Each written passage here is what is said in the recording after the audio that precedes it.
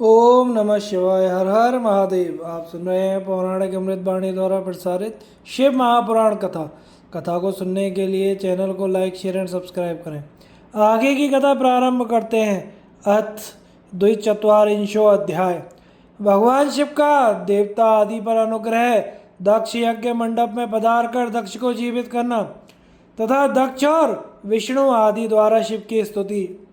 ब्रह्मा जी बोले, हे नारद, मुझ ब्रह्मा, लोकपाल, प्रजापति तथा मुनियों सहित विष्णु के अनुनय विनय करने पर परमेश्वर शिव प्रसन्न हो गए। विष्णु आदि देवताओं को आश्वासन देकर उन पर परम अनुग्रह करते हुए करुणा निधान परमेश्वर शिव जी हंसकर कहने लगे। महादेव जी बोले, हे श्रेष्ठ देवताओं, आप दोनों सावधान होकर मेरी बात सुने।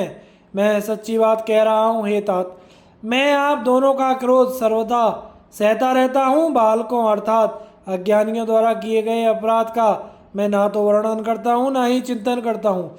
इस पर भी मेरी माया से भ्रांत प्राणियों के शिक्षणार्थी मैं दंड धारण करता हूँ। दक्ष के यज्ञ का विध्वंस मैंने कभी नहीं किया। दक्ष स्वयं ही दूसरों से द्वेष करते हैं। दूसरों के प्रति जैसा व्यवहार किया जाएगा वह अपने लिए ही फलित होगा।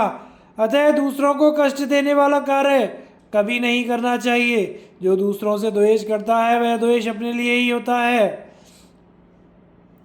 दक्ष का मस्तक जल गया है, इसलिए इनके सिर के स्थान में बकरे का सिर जोड़ दिया जाए। भग देवता मित्र की आंख से यज्ञ का भाग देखें। हे तात, पूषा नामक देवता जिनके दांत टूट गए हैं, यजमान के दांतों से भली भांति पिसे हुए अन्न का भक्षण करें। यह मैंने सच्ची बात बताई है। मेरा विरोध करने वाले भृगु की दाढ़ी के स्थान में बकरे की दाढ़ी लगा दी जाए। शेष सभी देवताओं के जिन्होंने मुझे यज्ञ का उच्छिष्ट भाग दिया, सारे अंग पहले की भांति ठीक हो जाए। याज्ञिकों में से जिनकी भुजाएं टूट गई हैं वे अश्विनी कुमारों की भुजाओं से, और जिनके हाथ नष्ट हो गए हैं वे पूषा के हाथों से अपना काम चलाएं। यह मैंने आप लोगों को प्रेमवश कहा है। ब्रह्मा जी बोले, हे नारद, इस प्रकार कहकर वेद का अनुसरण करने वाले सुर सम्राट चराचरपति दयालु परमेश्वर महादेव जी चुप हो गए। भगवान शंकर का वह वचन सुनकर श्री विष्णु और ब्रह्मा सहित संपूर्ण देवता संतुष्ट हो गए। वे तत्काल साधुवाद देने लगे। तदनंतर भगवान शंभु को आमंत्रित करके मुझ ब्रह्मा और देवर्षियों के साथ भगवान विष्णु अत्यंत हर्षित हो पुनः दक्ष की यज्ञशाला की ओर चले। इस प्रकार उनकी प्रार्थना से भगवान शंभु विष्णु आदि देवताओं के साथ कनखल में स्थित प्रजापति दक्ष की यज्ञशाला में गए। उस समय रुद्रदेव ने वहाँ यज्ञ का और विशेषतः देवताओं तथा ऋषियों का विध्वंस जो वीरभद्र के द्वारा किया गया था उसे देखा। स्वाहा, स्वधा, पूषा, तुष्टि, धृति, सरस्वती, अन्य समस्त ऋषि, पितर, अग्नि, अन्य बहुत से यक्ष, गंधर्व, राक्षस वहाँ पड़े थे। उनमें से कुछ लोगों के अंग तोड़ डाले गए थे, कुछ लोगों के बाल नोच लिए गए थे और कितने ही उस सम्रांगण में मरे पड़े थे। उस यज्ञ की वैसी दुर्वस्था देखकर भगवान शंकर ने अपने गणनायक पराक्रमी वीरभद्र को बुलाकर हंसते हुए कहा, हे महाबाहु वीरभद्र, यह तुमने कैसा काम किया। हे तात, थोड़ी ही देर में देवता तथा ऋषि आदि को बड़ा भारी दंड दे दिया। हे तात, जिसने ऐसा द्रोहपूर्ण कार्य किया तथा इस विलक्षण यज्ञ का आयोजन किया और जिसे ऐसा फल मिला, उस दक्ष को तुम शीघ्र यहाँ ले आओ। ब्रह्मा जी बोले, भगवान शंकर के ऐसा कहने पर वीरभद्र ने शीघ्रतापूर्वक दक्ष का धड़ लाकर उन शंभु के समक्ष डाल दिया। हे मुनिश्रेष्ठ, उसे सर रहित देखकर लोक कल्याणकारी भगवान शंकर ने आगे खड़े हुए वीरभद्र से हंसकर पूछा, दक्ष का सिर कहाँ है। तब प्रभावशाली वीरभद्र ने कहा, हे शंकर, मैंने तो उसी समय दक्ष के सिर को आग में होम कर दिया था। वीरभद्र की यह बात सुनकर भगवान शंकर ने देवताओं को प्रसन्नतापूर्वक वैसी ही आज्ञा दी जो पहले से दे रखी थी। भगवान भव ने उस समय जो कुछ कहा उसकी मेरे द्वारा पूर्ति कराकर श्री हरि आदि सब देवताओं ने भृगु आदि सबको शीघ्र ही ठीक कर दिया। तदनंतर शंभु के आदेश से प्रजापति दक्ष के धड़ के साथ सवनीय पशु बकरे का सिर जोड़ दिया गया। उस सिर के जोड़े जाते ही शंभु की कृपा दृष्टि पड़ने से प्रजापति दक्ष प्राण प्राप्त करके तत्क्षण सोकर जगे हुए पुरुष की भांति उठ खड़े हुए। उठते ही दक्ष ने प्रसन्नचित होकर प्रेम पूर्वक अपने सामने करुणानिधि भगवान शंकर को देखा। पहले महादेव जी से द्वेष करने के कारण उनका अंतःकरण मलिन हो गया था, परंतु उस समय शिव जी के दर्शन से वे तत्काल शरद ऋतु के चंद्रमा की भांति निर्मल हो गए। यद्यपि वे प्रेम के वशीभूत होकर मन में शिव जी की स्तुति करने की इच्छा कर रहे थे, किंतु उन्हें उसी समय सती के शरीर त्याग का स्मरण हो गया, इसलिए वे उत्कंठा से व्याकुल होने के कारण स्तुति नहीं कर सके। तदनंतर लज्जित होकर दक्ष प्रजापति प्रसन्नचित हो विनम्रता पूर्वक लोक का कल्याण करने वाले शंकर की स्तुति करने लगे। दक्ष बोले, वरदानी श्रेष्ठ महेश्वर ज्ञान निधि सनातन देव को नमस्कार करता हूँ। देवादि देवों के भी ईश्वर सुख रूप एवं संसार के एकमात्र बंधु भगवान शंकर जी को मैं नमस्कार करता हूँ।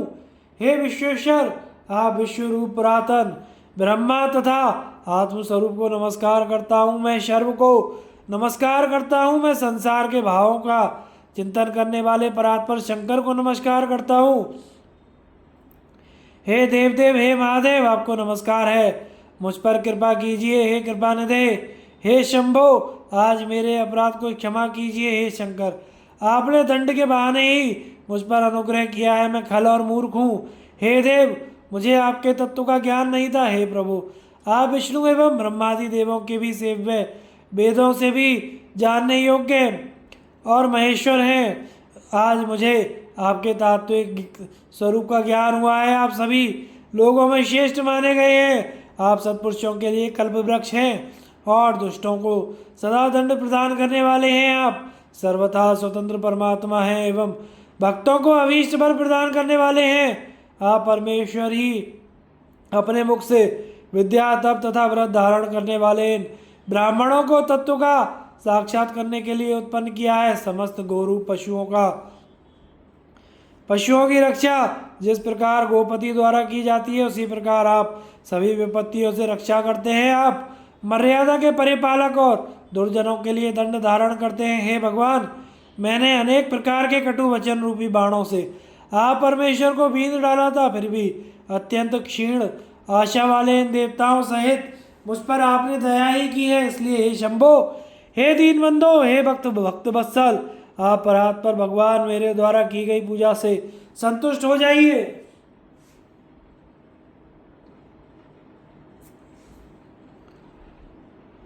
ब्रह्मा जी बोले, इस प्रकार लोक का कल्याण करने वाले महाप्रभु महेश्वर की विनम्रता पूर्वक स्तुति कर प्रजापति मौन हो गए। उसके बाद भगवान विष्णु प्रसन्नचित होकर दोनों हाथ जोड़कर प्रणाम करके गदगद वाणी से वृषभ ध्वज की स्तुति करने लगे।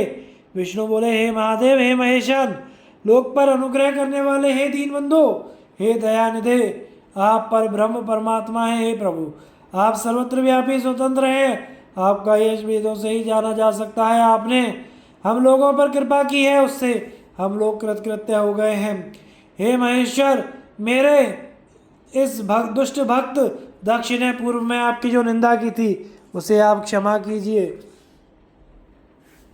क्योंकि आप निर्विकार हैं। हे शंकर, मैंने भी मूर्खता वश आपका अपराध किया है, जो दक्ष के पक्ष से आपके गणवीर भद्र के साथ युद्ध किया। हे सदाशिव, आप मेरे स्वामी हैं, आप पर ब्रह्म हैं, मैं आपका दास हूँ। आप सभी के पिता हैं, इसलिए आपको हम सबका पालन करना चाहिए।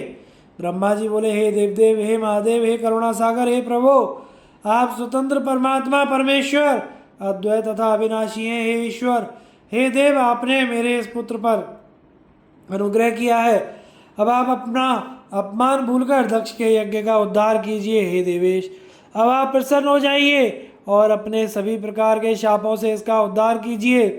आप ज्ञानवान ही मुझे प्रेरणा देने वाले हैं और आप ही निवारण करने वाले हैं। हे महामुने, इस प्रकार परमात्मा महेश्वर की स्तुति करके दोनों हाथ जोड़ के मैंने अपने मस्तक को झुकाकर उन्हें प्रणाम किया। तदनंतर इंद्र आदि देवतागण एवं लोकपाल सावधान होकर प्रसन्न मुख कमल वाले शंकर जी की स्तुति करने लगे। उसके बाद अन्य सभी देवता, ऋषि एवं प्रजापति गण भी प्रसन्नता के साथ शिव जी की स्तुति करने लगे। तत्पश्चात उपदेवता, नाग सदस्य तथा ब्राह्मण लोग भी सद्भक्ति से प्रणाम कर अलग अलग स्तुति करने लगे। इस प्रकार श्री शिव महापुराण के अंतर्गत द्वितीय रुद्र संहिता के द्वितीय सती खंड में दक्ष के दुख निराकरण का वर्णन नामक 42वां अध्याय पूर्ण हुआ। अथ त्रिचत्वारिंशो अध्याय। भगवान शिव का दक्ष को अपनी भक्त वत्सलता, ज्ञानी भक्त की श्रेष्ठता और तीनों देवों की एकता बताना, दक्ष का अपने यज्ञ को पूर्ण करना, देवताओं का अपने अपने लोकों को प्रस्थान तथा सती खंड का उपसंहार। ब्रह्मा जी बोले, हे नारद, इस प्रकार रमापति विष्णु मेरे देवताओं, ऋषियों तथा अन्य लोगों द्वारा स्तुति करने पर महादेव जी बड़े प्रसन्न हो गए। तब वे शंभु कृपा दृष्टि से सभी ऋषियों एवं देवताओं को देखकर मुझ ब्रह्मा और विष्णु का समाधान करके दक्ष से इस प्रकार कहने लगे। महादेव बोले, हे प्रजापते, हे दक्ष, मैं जो कुछ कह रहा हूँ सुनिए। मैं प्रसन्न हूँ, यद्यपि मैं सबका ईश्वर हूँ, स्वतंत्र हूँ, फिर भी सदा भक्तों के अधीन रहता हूँ। 4 प्रकार के पुण्य आत्मा मेरा भजन करते हैं, हे दक्ष प्रजापते। उनमें पूर्व की अपेक्षा उत्तरोत्तर श्रेष्ठ है। उनमें आर्थ, जिज्ञासु, अर्थार्थी तथा चौथा ज्ञानी है। पहले 3 तो सामान्य भक्त हैं, चौथा विशिष्ट महत्व का है। उनमें चौथा ज्ञानी ही मुझे अधिक प्रिय है और वह मेरा रूप माना गया है। उससे बढ़कर दूसरा कोई मुझे प्रिय नहीं है। मैं सत्य सत्य कह रहा हूँ। वेद वेदांत के पारगामी विद्वान ही मुझ आत्मज्ञानी को ज्ञान के द्वारा जान सकते हैं। अल्प बुद्धि वाले ही ज्ञान के बिना मुझे प्राप्त करने का प्रयत्न करते हैं। कर्म के वशीभूत मूढ़ मानव ना वेदों से, ना यज्ञों से, ना दानों से, ना तपस्या से ही मुझे पा सकते हैं। आप केवल कर्म के द्वारा ही इस संसार को पार करना चाहते थे, इसीलिए रुष्ट होकर मैंने इस यज्ञ का विनाश किया है। अतः हे दक्ष, आज से आप बुद्धि के द्वारा मुझ परमेश्वर मानकर ज्ञान का आश्रय लेते हुए सावधान होकर कर्म कीजिए। प्रजापते, आप उत्तम बुद्धि के द्वारा मेरी दूसरी बात भी सुनिए। मैं अपने सगुण स्वरूप के विषय में भी धर्म की दृष्टि से गोपनीय बात आपसे कहता हूँ।